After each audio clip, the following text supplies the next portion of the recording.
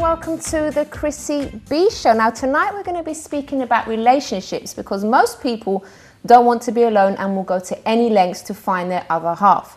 So we're going to be looking at different ways that people meet. We will show you that the celebs are in the same boat too.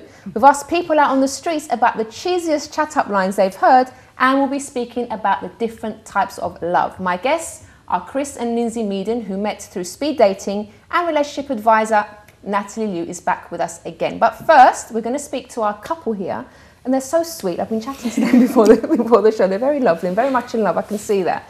And we're going to be talking about the way they actually met. So welcome, guys. Hi, so good to see you. Thanks so much for coming to the show. Thank you. Thank you. So you guys met speed dating. We did. Yeah. Right. Just before we get to the actual speed dating experience that you had, now, how was your love life before meeting? Was it always bad? Was it like awkward? What was it like meeting people and dating and stuff? Well, for me, I'd been on, had a few relationships that just didn't seem to go anywhere, and just knew there wasn't the spark there. It wasn't something long term, so there's no point in continuing.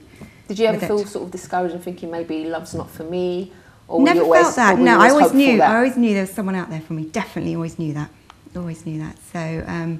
But it was just the places that I was meeting them wasn't right, hence why speed dating. Okay, and how about you, Chris? Well, for me, I'd just come out of a long relationship, and I didn't really like the idea of going on a Friday and a Saturday night to the bars and clubs, and I just wanted a different way of meeting people. So I chose speed dating. I found that's a good alternative.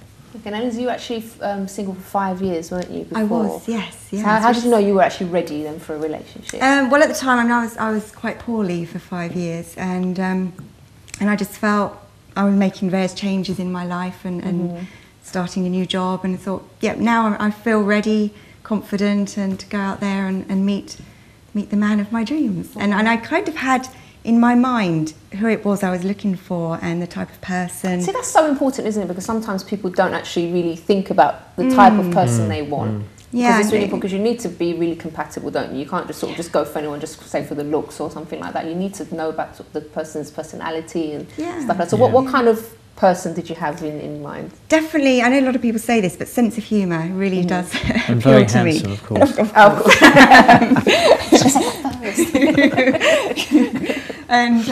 And also having similar hobbies as well. I mean, I play golf, and when I found out that Chris plays golf, and he actually has his own apartment on a golf course in Spain, I was like, yes. Winner. And very similar mindset. We both are very positive people, and it was so refreshing when I met Chris and we were speaking and talking about things you believe in and how you go out and make things happen, make opportunities happen, and just get on and do stuff and not be held back. And we just had a very similar mindset, and that was... And Chris, did you already have in your mind like a picture of someone that I saw Lindsay when she came into the... Before that? Yeah, before the did you like event. The type of person? Like Yes, I knew the sort of person I wanted, and I think it's important when you go through relationships is that you adjust your criteria of the type of person you want, because it's a learning experience. And actually on the night when the speed dating, Lindsay came in, and it's almost like a light shone down on her, and I thought, that's the one. And of course she was last. She was the last in the going round. And so was that immediate attraction? You liked what you saw on the outside. Yeah, that was before you got to know her. Yeah, that's right. And I thought, she's signed the form. Yeah, she's definitely doing the speed dating. And that was a good start. You were attracted to her straight away. Absolutely. Yeah. I didn't actually spot him when I came in the room. No, you didn't. No. Okay, so you both decided to do this speed dating. So what was it like? Were you quite nervous? Were you expecting to meet someone that night? How were you feeling? Because it was both your first time doing the speed dating. I mean, I went along with a friend, and I think she was quite nervous going along, but my background was working in human resources, so I thought, I'll put my HR hat on, and I feel like I was going around interviewing all these guys. So I was actually quite, buzzing and looking forward. And it was meeting all these different random people. It's quite exciting. Yeah. And Chris, you were saying to me earlier as well that it actually takes a bit of the pressure off, because people are there just to ask questions and get to know each other. Because sometimes I can imagine how difficult it is, especially for guys. As I think guys tend to do it more, like to go up to someone and just talk to them and this girl might turn around and say, look, get lost, I really don't like you, and it's embarrassing. Yeah, and there's no cheesy chat up line. You know you're there. Going to be shown afterwards. You know, you can just go down. You know, you're sitting in front of someone who's also looking to, you know, to for a date, and it does take a lot of pressure away. Yeah. You know, and you know, saying before, you know, when you're chatting to so many people, as you go around the room, you become more confident because you're chatting to more people and your patter is more confident. Yeah, exactly. And you loosen up and you feel good about it. If you go out once a month or once a week and to a bar and try and chat to someone and get told where to go, you know, unpleasantly, then it doesn't do anything for your confidence. But when you do speed dating, you've got that time to go around and chat to people and you feel more confident about it. And you don't actually know until after whether or not they like you or not, so you don't actually have anything. You get an inkling though, like... Oh, you definitely get an inkling, the body language, so definitely, Okay, so what kind of questions did you ask each other when you were... Okay, now you've gone around and sat in front of each other. What happened? What did you talk about? We were having a giggle about some of the other people we'd sort of speed dated just prior to... So that was quite fun, just to sort of recap on that, because we were the last people to meet on the event, so we'd got quite practiced by then. Yeah. But I think you know, one good question is to obviously ask their name. That's always helpful. But and you didn't give your real name. Yes, naughty. I was Jasmine Gray for the night. I didn't want to give out my real name because I'd never been speed dating. I thought, you know. I think it's a safe. And before I was going to think, what name can I do? Looked in the kitchen cupboards and found Jasmine tea bags, Earl Grey, Jasmine Gray. So, and you know, a good question is just to ask, you know, what's their perfect night? What's the perfect activity at the weekend if they could do anything they want, you know? And just to see whether or not it's in line with what you want to do. What did you say? I think I was golf, wasn't I? And I said I like the weekend away of golf. Oh, you probably thought, whoa, it's a woman of my dreams. She likes golf. Well, it's different because obviously not, you know, women do play golf, but it's not a common. Yeah, but not many women will say that. They'll probably just say, like, I don't know, a restaurant or something. Okay, so what happened after that then? So obviously, did you like him as well straight away? I did tick the box. What was it about him that you liked? There was a sparkle in his eye. There was something there. That's so sweet. Sorry. Yeah, go on. No, but I don't know. There was just that instant rapport, and I felt very at ease, and I could sense his humour coming through as well. And we were just having that banter. And so immediately after the event, when they rung the bell and 3 minutes is up, a lot of us, oh no.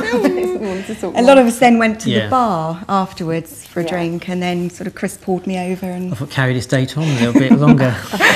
Turn it into 10 minutes. So you actually went on a date that same night, or you just? It was really just sort of a 20-minute drink, wasn't it? Yeah. Just, and we were going to meet up next day, which was Valentine's Day. Can I ask where you went on Valentine's? Well, we didn't, unfortunately. No, I went salsa dancing on my own, which was quite enjoyable.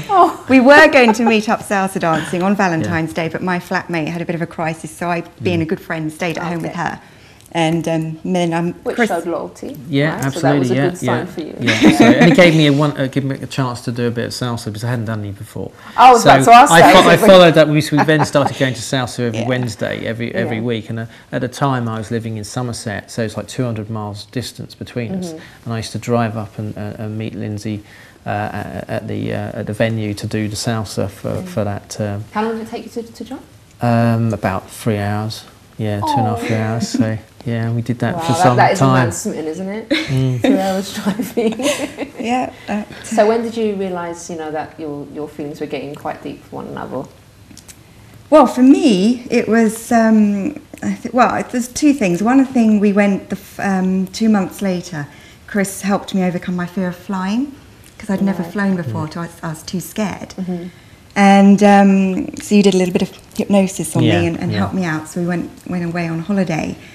And there was just those little moments of thinking, you know, there's really something here. This feels long term. Yeah. And it was a month or so after that, and we were playing golf. and I was just observing him, and I just thought, and I just thought, he's the one. Yeah.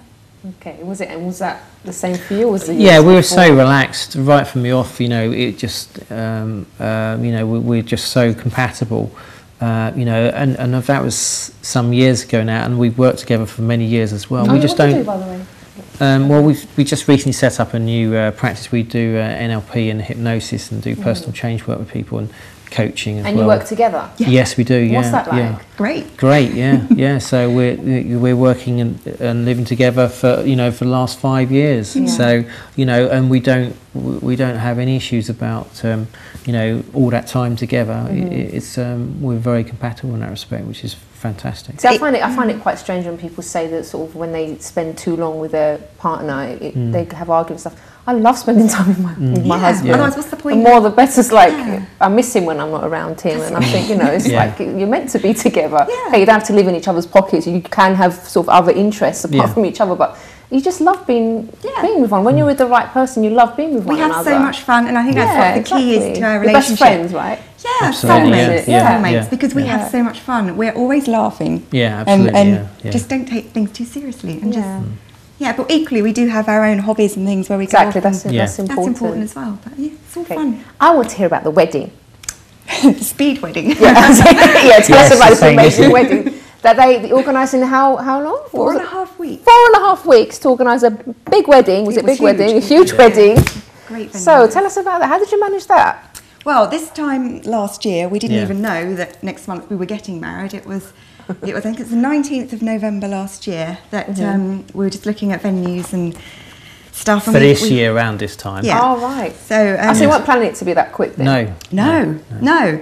And I said, Chris, look at this venue. It's fabulous. And they've got a space on the 20th of December. And we looked at it. And within the hour, we had booked the venue.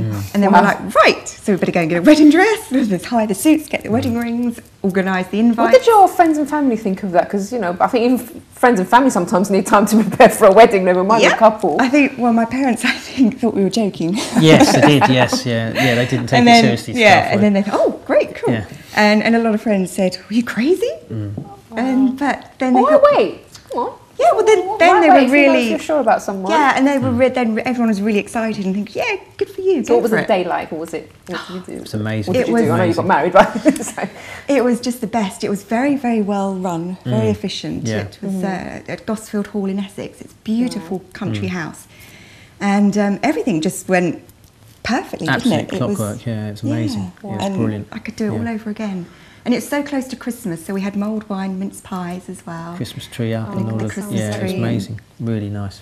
Well, I can tell you guys are so happy and it's so lovely to see. And we were talking earlier, because sometimes people say, I don't really want to be in a relationship. Okay, so I believe some people, maybe they don't want to be because they like being single.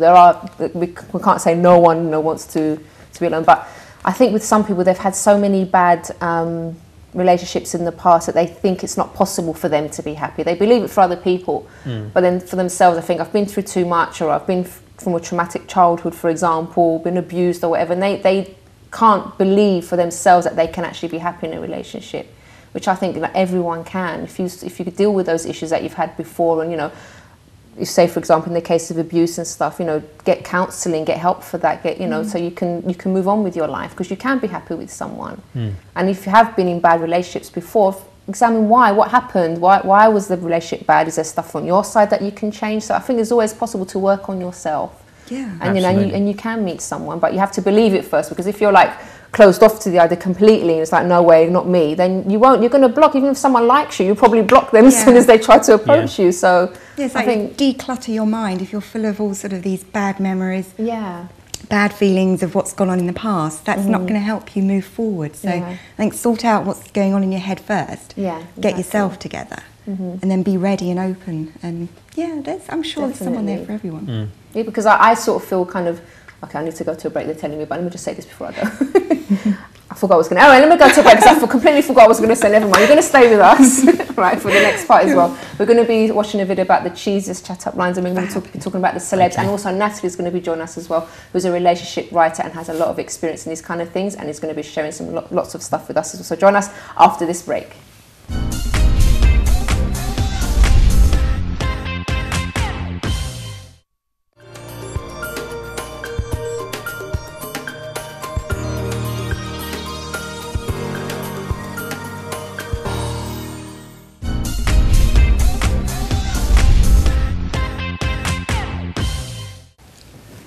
Welcome back to the Chrissy B Show. Now, also joining me, I have Natalie. She's back. I'm so happy about that. Welcome back. Thank you. It's nice to be back. Oh, it's lovely to have you again. Yeah. So you heard a lovely couple before. I did. Yeah. That's so sweet, isn't it? Oh no, it is. It's a lovely story, and I think I tend to hear from a lot of people who are like, "Oh, there's no good men out there," or "Dating's really hard," or "There's no point going to speed dating," and then there you go, the proof. You know, you meet a couple like this, and actually you go out. You know, it's definitely worth giving it a shot. You know. But you can understand some people's reservations, because I know. How was dating for you? Like? Messy. But I mean, admittedly, it would have been. You know, you think about when we would have been dating back then, it's actually probably easier back then than it would have been now.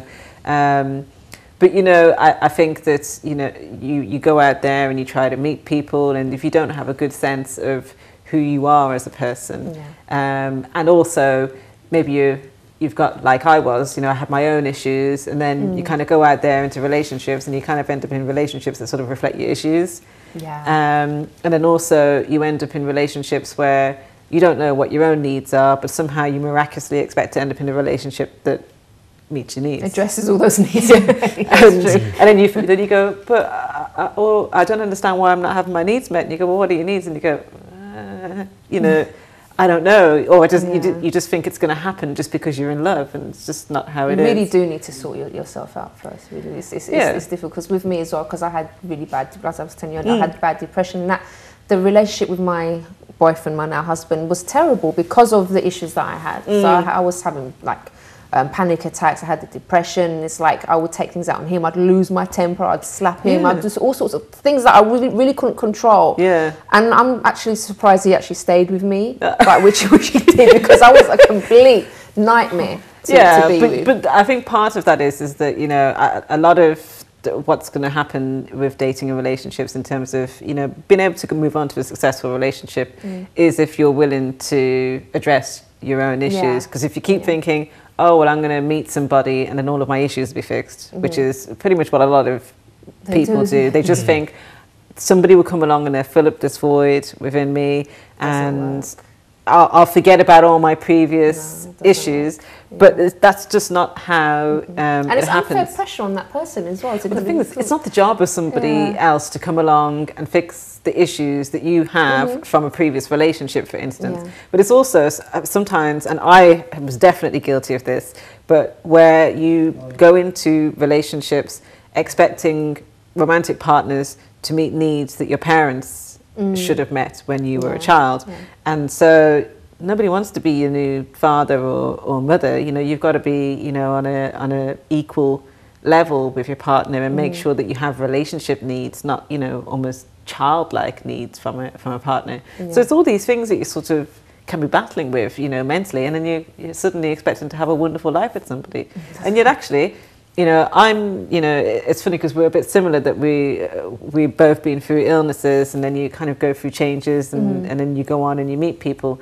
And so I think that, you know, there is definitely opportunities for love out there. You know, there's 7 billion people in the world, you know, you're not going to... Exactly. The way people carry on, it's like, oh, well, you know... There's no one out there, right? It's like last chance saloon. If I don't kind of take whatever is on offer, you know, I'm going to dry up.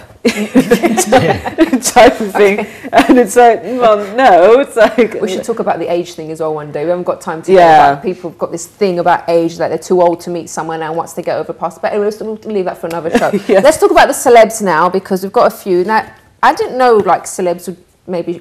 I was going to say shop online, that's the wrong expression. Well, it is actually... I've had a long day, guys, sorry. It's actually not the strangest thing, because online dating, that is shopping online. It is. Sometimes it is, really. It is, yeah. You do pay for it. It's shopping online for people, it really is. All right, so let's see. So some of them, first one is Adele. She admitted in her book, The Biography, that she signed up for eHarmony, but she said there's a big problem when you're a celebrity, because you can't put a photo of yourself, and she didn't get any emails, actually, because obviously if she'd put a photo of herself, probably either she would have been inundated with emails, or people just thought this is just a wind up. You don't actually expect a celeb to be on online dating. But anyway, that didn't work. But she actually met someone in the end called Simon Konecki, and she married and gave birth to their son. So it worked out well, but not the online thing. Also, Joan Rivers Now, she was looking for love in cyberspace too. The outspoken 79-year-old fashion critic and comedian, I didn't know she was 79, signed up for Match. Yeah, no, we know why, don't we? She signed up for Match.com. This is back in 2006, but she didn't get any attention, bless her. Oh. Oh. So, I mean, good for her, 79, to be looking for something. I think that's great. So that kind of breaks that barrier thing, doesn't it? So the definitely. age barrier, because I believe anyone, whatever age you are, you can meet someone. I don't know if she's married now, actually. She's been married a few times. I don't think she's married now. Yeah. Okay, and then we've got as well, let's see, Deborah Ann Wall. She met current boyfriend activist E.J. Scott on Match.com as well. Now she's the vampire from True Blood. Don't know if anyone watches that. I haven't actually My watched husband that. watches Does it he watch religiously. it? My Yeah, husband and I brother don't watch it religiously. I don't get it myself. Okay, we also have Jenny McCarthy, again Match.com. But That was a surprising one for me. So this one is, if you don't know, former Playboy Playmate actress, and it says here all-round babe. But she was also careful not to reveal her identity, because people probably think she was winding them, or someone was winding them up. Wasn't successful. And then Charlie Sheen, a slightly different one here. His was on Millionaire Match. So I think most people wouldn't be signing up for that anyway. But again, he didn't meet the love of his life there. But he was actually he said he was banking on his millions to help him find someone, but it didn't work. So okay, so I mean, the celebs do want someone to, and I think I kind of sympathise with them, because it must be much harder for them in a sense, because they probably won't know, does this person actually like me for me, or is it my status they're after? So I can imagine how hard it is, which is why probably some of them don't reveal their identity. Yeah, well, I think it's a bit of a, I mean, particularly, I think it's a bit of a catch-22 with online dating, because, you know, for the average person, they can feel quite distrusting about going onto dating sites, because it's quite easy to misrepresent yourself online. You can exaggerate your qualities, you can put in a different photo if you feel like it. And so then you've got a celebrity going on there, and they don't feel that they're even able to really be honest about who they are, obviously, on there. And already in an environment where, you know, honesty is not necessarily, you know, high on people's lists, I think you're just already kind of shot in the foot, really, you know, going on there. They just have to go out there, and it's not that hard for celebrities to meet people. It's probably harder for us normal folk. That's mere mortals. Yes. Did you guys ever consider online? Well, I actually did it for 6 months. How was that? There were some really strange characters on there. God. Yes. But again, it was an experience. It was doing something different. And yeah, it didn't work, but I did it. I tried it, and then did the speed dating. You didn't do that, did you? No. I considered it, and I set up a profile, but it never went live because I met Lindsay. Okay. So, what do you guys think about Facebook then? You really hate it, don't you? Just like, Facebook. No, Facebook is nice for showing off. Showing off, yes. Yeah. You can keep in touch with family, friends, this type of thing. But what I tend to hear stories of is that Facebook is the place where your so-called high school sweetheart, or, you know, your first partner who messed you about, gets back in touch with you to add you as a friend. Stay away. You. Don't even accept that friend request. And X is an X for a reason. Yeah, they normally tend to get in touch around that time when the separation is starting. And they know because you put it on your status. Yeah. Or, you know, because they're kind of sniffing around behind their partner's back. And, you know, it's very, I think online can give you the impression like, wow, you know, they're returning back to my life. You know, there must be my one true love, is my opportunity. And especially if you think your chances are very slim, it can just seem so cosmic to find somebody on Facebook. And then often it just completely implodes, and the communication is often kept on Facebook as well. And it's like, well, you know, there's no reason to keep it. It's just to move forward, isn't it? Why are you going to go back? Yeah, it just doesn't work. And there was a time when the person would have done it through something like Friends Reunited, or you have to meet through your alumni site or something like that. Yeah. Facebook is just too easy for this type of thing. And again, people, it's the showing off. The showing off thing. I just don't see it as a dating tool. I mean, unless you're going to take it offline and go and meet face to face. But I hear about people with fake profiles on there for meeting different people. Yeah, they do that. It's like anything goes on Facebook. Cheeses chat up lines. Joking. I'll put you on the spot now. I've had a lot of them. I don't remember any. I've never really used any, to be honest. Did anyone try and approach you, chat you up? Nothing I can say on air. What you didn't say? Do you remember any? No, to be honest, They were that good that no one can remember. I've had my fair amount of cheesy chat-up lines. It's all that kind of you fell from the stars type of rubbish. Oh, yeah, I had that one. Yeah. About the eyes thing and stuff. You know, or you drop something, you know, and, you know, it's my heart and, you know, all this. All right. You know, it's just, Let's hear from our viewers as well, their cheesiest chat-up lines that they've heard. Oh, we need volume. Hi there, Chrissy. Once again, I'm on the streets to ask the public about a fun question. What is the cheesiest chat-up line you have ever heard? Let's find out how cheesy people really are. What is the cheesiest chat-up line you have ever heard? So in France, every guy will tell you, your father is a thief. He stole all the stars to put them in your eyes. Stuff like do you work out, or oh my days you're buff, like can I, like, do you know what I mean? Just stupid stuff like that, and it just starts off wrong, so you just walk off laughing, so you don't even hear the rest of it. Something about is your dad a diamond thief because he's taken the stars right out of the sky and put them in your eyes, or something like that. But that doesn't sound right. But it's rubbish, right? Wouldn't work on you, would it? Are you from Tennessee? You're the only 10 I see.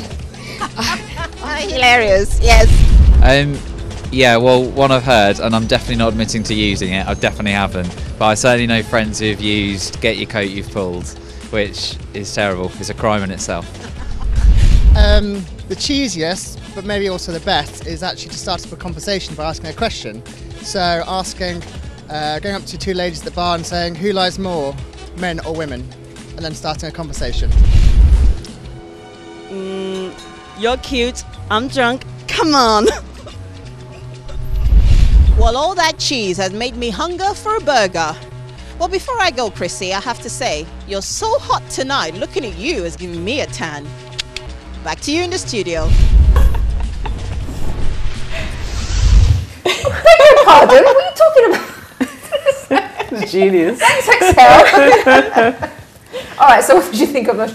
Tennessee one, I've never heard that one before. I hadn't heard most of those. Is your name? You're a 10, I can see you. Oh yeah, is your name Tennessee? Is that good? Oh yeah, Tennessee. Yeah, I can see it, yeah. And I've forgotten the other one. That one about get your coat pulled, that is just the oldest. Yeah. Isn't it? Well, it's very cocky, I think, to turn around and say that. I thought the guy as well who said he would introduce himself to somebody by going, who do you think lies more, men or women? I just thought, why would you start a conversation talking about dishonesty? It's just so odd. It's good to be confident when you approach someone, but there's confidence and arrogance, and there's just stupidity as well. Sorry, because you would just... It does make you wonder, though, what's happened just saying, hello? Hi. Introducing yourself? I mean, why does it have to be so contrived and say... I mean, sometimes it can be funny. If somebody says something funny, naturally funny, that reflects the situation, it can be a real conversation starter. But just coming over and saying something really crass... You just might give the wrong impression about yourself. Really, really annoying. Okay. I've never liked a guy who's given me a cheesy chat-up. No. What about your hubby? How did you meet him? We met at a games night. It was like this charity games night where there's all these... Every table had a different board game on it. And I was playing Monopoly, and I think he was playing backgammon or something on the other table. Because started chatting. Well, actually, I saw him when I was over at the bar, and I thought, he's a bit all right. Yeah, and then as it turned out, he knew one of my best friends who I was there with, and so I was like, who's that guy you're chatting up? I was just being a bit flippant, and then she turned around to him and said, oh, she wants to know who I'm chatting up, and I was like, oh no. And then we were on the way home, and she said to me, he's just asked, who's your friend? We'd like to take her out, and he went away, and he had to go away for a couple of weeks, and then he came back, and I got this email saying, can I give you a call tonight? And we've been together since about 2 days after that. So how long? It'll be 7 years in February. Okay, lovely. Yeah. Wow. And you've been together 1 year. We didn't see your wedding. Married a year ago. Married, sorry. Yeah. Married. Sorry, Almost, married. Okay, do we have the wedding pictures? I would like to see some, please. Let's have a look. Wow. Wow. Oh, that looks You organised that, didn't you? 4.5 weeks, people. Yeah. Wow. Look at that. It took us like 9 months to organise ours. Well, it just kept with the theme of speed date, speed wedding. Nice. Oh. Lindsay and Chris, what advice would you give to couples to keep going and not to give up? What would you say? I would say, I think what keeps us strong and going is that we have a lot of fun and we remove the seriousness and just very much supportive. And yeah, and you're not going to meet someone if you're sitting in your living room. You've got to get out there and meet people, and obviously we met through speed dating. There's other things you can do, like games nights, and and just look at alternative ways of meeting people. But you're not going to meet someone if you're sitting in front of a TV every night and not actually stepping out the door. So great advice. All right, guys, thank you so much. It was great speaking to you both. Thank you. Natalie, you're going to stay with us for the third part. We're going to be speaking about different kinds of love, right? Okay, so do join us after this break.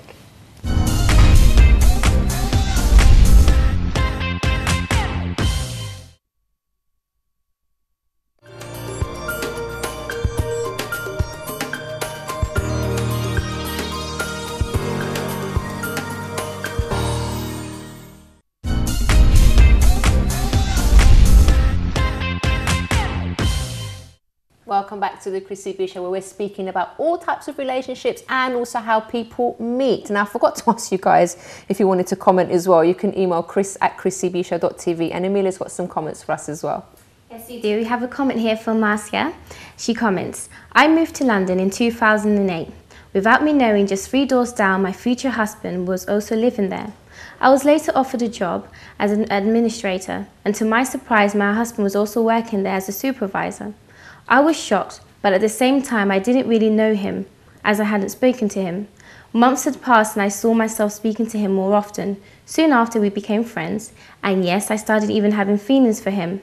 Well, today we're married, and years after he told me that he actually liked me for a very long time. He was just shy to approach me. Should have done it sooner, mate. Yes. You've been married. Let's go for it like Chris did. Okay. Anyone else? We have a comment here from Nikisha. She says, I met my boyfriend through my best friend. He was the best friend of my best friend's partner at the time. We didn't jump into a relationship at first. We spent over a year being good friends and doing what friends do. Movies, dinner and shopping. And then we took it from there. It was nice because we started off as close friends as I got to know him first. So I think that's the best way sometimes, just to be friends first and not jump into anything straight away, get to know one another. Yeah, no, absolutely. I think that friendship can definitely give way to a relationship, definitely. Yeah, because sometimes people are they're so attracted to one another and they just quickly jump into bed and then they don't get to know each other at all, and it's like all about the sex and it's not about talking. Well, the sex doesn't really tell you very much about a person other than, well, the quality of the sex. Like sex is not an automatic precursor to a relationship or a good quality relationship. And I think what I find is that I always say to people, you have to treat dating like a discovery phase. You know, that it's an opportunity for you to discover who somebody is, because who you meet on day one is not all you need to know about that person, you know, just because you feel attracted, you know, to them, or because we make assumptions about people and we go, oh, but they got that hair and they look like this and they like bungee jumping. Oh, maybe they might be the one for me. And it takes time and experience to discover who somebody is. So you have to go through this discovery phase. And yes, the sex might be wonderful, but there's no point in having great sex if you haven't got a relationship to go with it. You know? And so you use that time to kind of discover who the person is, because people unfold, you know, over time as you get to know them. And so we can be very tempted to focus on sex and common interests. And part of that is down to online dating, where it's very easy to kind of filter by age and appearance and all these different things. And we are then thinking, oh, well, this is how you go about meeting somebody, but actually it's about discovering if you share common values, which really kind of help you to you know, see whether you actually have a similar direction. Do you want to live your lives, you know, in the same way? You're not going to find that out if you're just in bed all the time. You know, your attraction doesn't tell you very much about your values, but a lot of people do think that it does. Which is quite scary, actually. That's why we have a lot of problems in society today. Anyway, let's go to an email that we've also had. This one's from Sarah. And she says, I'm having trouble dealing with the end of a serious relationship. Toward the end, he was diagnosed as bipolar. He was admitted for treatment for several days and was doing great. We started making marriage plans and plans to have a baby, all his idea. He even took his 10-year-old daughter with him to shop for engagement rings. 2 weeks later, he sent me a text to end things. He wasn't happy with me. Less than 48 hours later, he posted on a social network site that another woman had run away with his heart. Of course, he still wants to be my friend. He has even asked for benefits, if you catch my drift. How do I know if he ever really loved me? I feel so used. I did finally tell him a couple of days ago that I wasn't talking to him anymore. Oh, I would like to contact the new love in his life to fill her in, but I won't. It hurts that he has already introduced her to his daughter too. Please help. Gosh, Sarah, that's so I really feel for you, but this guy, you know, I mean, okay, we were saying here that he was diagnosed as bipolar. Now there could be an issue here, because I know that maybe if people with bipolar don't take their medication and stuff, they can act sometimes irrationally, but obviously if they are taking the medication, they're seeing their doctors and everything, relationships can work out fine, can't they? Absolutely. And I think there's more to this than him just being diagnosed bipolar. And I think that aside from that, you know, you come out of hospital and then you've been diagnosed bipolar, you've been in hospital for 7 days, and you start talking about marriage and having babies. And I don't think that enough time had really passed by to be really dealing with a diagnosis there. But all of his behaviour there, irrespective of what the circumstances are, it's just not, you know, it's not right. I mean, he's saying here, like, he still wants to be her friends. Yeah, friends with benefits. You know, it's, you know, you got the presence of mind to be trying to organise, you know, for, you know, a booty call behind this woman who you claim is, you know, has run away with your heart. Well, she hasn't run away that far with it if you're still trying to get with the ex that you've just messed about. And I think that, you know, she's asking, you know, did he ever love her? And it's not really about that, because, you know, I'm sure that he did have feelings for her. I wouldn't call it love, though, not the way he's treating her. I think her. that the way that he has treated her, it doesn't really matter what he's felt. It's an untenable situation, and that if she continues to engage with him and to kind of look for signs of how much he might have loved her at one time, I think she might miss the fact that actually this is not somebody that she wants to, that she should proceed into. And the more excuses that she makes for why he might be treating her in this way might blind her to what's really going on in this situation.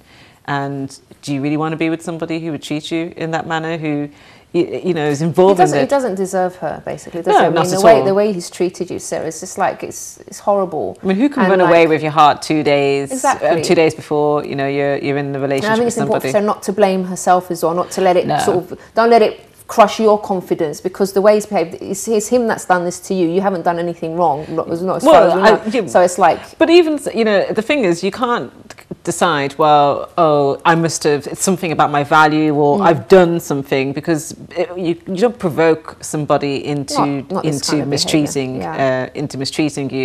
You know, we have to own each of our behaviours, and that's not to say that we all don't have our respective contributions in a relationship, but you can't turn around and go, well, if I'd been prettier, or if I'd, I don't know, done this or done that, then maybe he wouldn't have done that. It's just, you're trying to control the uncontrollable, and really he's not a very good relationship partner. And I think that, you know, he's speeding a lot, and that's not a very good sign. You know, something like I call like fast forward, and he seems to be on high speed. You know, you've just been in hospital for 7 days, and then you're talking about marriage and babies, you know, after being diagnosed bipolar, like, what's the rush? You know, and then, oh, somebody's run away with my heart. Oh, I'll introduce my child to this new woman. Oh, I'll tap up my ex for sex. This guy is running away with himself. Yeah, exactly. So I think it's important, so, you know, don't, like we said, don't blame yourself, and don't lose your confidence over this, because you are special. You happen to meet someone that didn't treat you in the right way, but don't let that sort of stop you from thinking, oh, you can meet the right person, because you definitely can. And, you know, absolutely, I think that's really good. Of course, it's going to hurt, because obviously she's had feelings for him. She says it hurts, but of course, but something like this is very devastating, because, you know, somebody turns around and mentions, you know, marriage and babies, you know, and you've been in a relationship with them, you develop hopes and expectations for these things based on what this person is introducing into the conversation. So yes, you're going to feel very hurt when he disappoints you in quite a spectacular way. Right. I mean, it's quite unsavoury as well to go and post something 2 days later about somebody else. Just out of respect and courtesy, you know. It's true. All right, Sarah, so I wish you all the best for the future. Yeah. Like I said, don't be hung up on this guy because he's really not worth it. Okay, you're worth more than that, so move on. That's our advice, I think she needs to leave him to go and make his mistakes, solve his own problems, whatever that is, but she needs to take herself out of the equation. The thing is as well is that if you stick around somebody who treats you like that, they don't experience any consequences for their behaviour, they start to think that it's actually okay to treat you in that way, and actually, and if a woman accepts to be treated that way, it's just going to keep happening. Yeah, well, whatever you lose self-respect at the end of the day. And whatever you settle for tends to be whatever you end up with. So exactly, and she doesn't want to settle for that. All right. Okay, so Sarah, thanks so very much for your email, and I hope we've helped somehow. So Natalie, we're going to speak about different types. We've got about 5 minutes left. Yes. Chatting away. Okay, chatting about. I don't know how much we're going to get to talk about this, but different types of love. Although I would call it more different types of emotion, to be honest. Yeah, I think it's difficult to call some of these, like if you have a crush, for instance, can you really say that you are, it might feel like you love someone, but a crush is not something that's kind of turned into an actual relationship, because love needs action. To go with it. It's not just a feeling. It's actions as well. And so a crush is like admiring and loving, or what feels like love, and from a distance.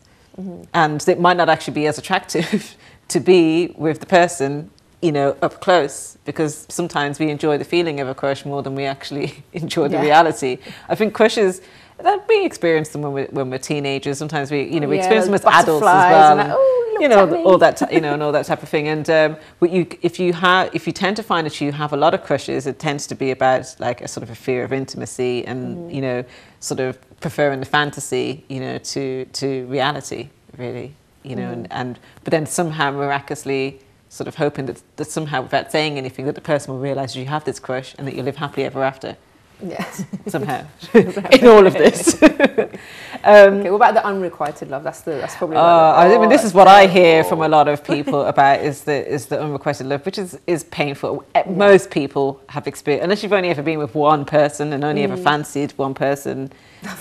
Everybody has experienced some level of unrequited love, and it is hard to have feelings for somebody and for them not to reciprocate, especially if they're like your friend. Is what I've been through. Yeah, no, really, I've had that one. I think it was. Yeah, and it feels like a rejection, and if you really take that to heart, if you take rejection to heart, if you take disappointment to heart, when somebody doesn't return the feelings that you have for them, you can feel like it's a rejection of who you are as a person. Like that person is basically saying, I am not worthy of love, when actually it's just that they don't feel the same way for whatever, and it can be a multitude of reasons why they don't feel the same way, and it's not about your worth, as a person. But I think what people struggle with is like, I have these feelings for this person. What am I supposed to do with these feelings? It feels like they have to go somewhere. They have to turn into a relationship, and realistically, eventually, when you sort of grieve the loss of these your hopes and expectations for this person, you realise that eventually you kind of see the blessing in disguise. You do, don't you? At that time, it's like your world's falling apart, and you're embarrassed, especially if you've approached the person and told them, and they're aware of your feelings, and you've told them you feel embarrassed. You feel like, oh my God. You start thinking. The key is, the danger with unrequited love is when you start doing things to try to kind of stem this feeling of rejection that you have. So you start chasing after the person, trying to prove yourself, and all of these things just leave you. Don't go there. Gents, actually, it's not a nice thing to do. No, and the thing is, we've all been there, and you go, I'll never get over this. How many times have I said, I'll never get over this? I've said, I'll never get over this. And then after a while, you think, oh God, I've said I'll never get over this a few times. Clearly, I'll get over this. Yeah. And you but do. At the time, you just think your world's falling apart. And you look back and you think, God, was I on crack back then or something? You just think, wow, I can't, you get past, get past these when you're looking back, you're thinking, oh my God, sometimes how on earth did I like that person before? Yeah, I think we can put people on a pedestal and you have these feelings and you think they're the best things in sliced bread. It doesn't make them a horrible person because they don't feel the same way as you, but you should never, it's a red flag when somebody doesn't feel the same way as you, because it means step away. now. Don't lose your dignity. Yeah, because never chase after people. Don't campaign for people to, to sort of be with you. If the person doesn't feel the same way as you, don't try and clobber them into, feeling the same way as you and getting into a relationship. Because this is how a lot of people end up in casual relationships and being booty calls. Because there are people out there that will go, well, I don't feel the same way as you, but I'll enjoy the sex, the ego stroking. I'll take your money, exactly. Your references, whatever, and you don't want to be used that way. Definitely not. Natalie, we've run out of time. I know. We had so many more things to talk about, but you are going to be joining us more often, aren't yes, you? I I'm so happy about that. Yes, it's going to be great. Be. So I'm sure there's going to be like questions from the viewers and stuff that we'll answer and everything. So it was great having you on the show. Thank you so much. Thank you for having me again. It was been lovely. Good fun. Okay, so guys, you know what? It is possible to be happy. I know sometimes it's hard. If you're single as well, I would say to you, don't be desperate just because you're single. Enjoy your single life. It's fun. You can invest in yourself. You can sort any issues that you have. And I think it's really important to be a whole person first before you even meet someone, because if you, like we said earlier, if you go into a relationship and you've got all this baggage, it's quite hard. It puts a lot of pressure on. So sort things out. Make yourself like a person that has something to give in a relationship, not just to keep trying to take and take from the person. And like I said, being single isn't a curse, okay? You will meet someone eventually. I'm sure there's someone out there for you. Enjoy your single life. And for those of you that are in a relationship, please do, value that relationship, work at it, and remember to always give without really expecting anything in return. And I'm sure, that person will give to you as well. So unfortunately, we do have to go, but join me again on Friday. We'll be talking about how to have beautiful skin, and we're going to be looking at the latest makeup trends as well. So join us then. Bye-bye for now.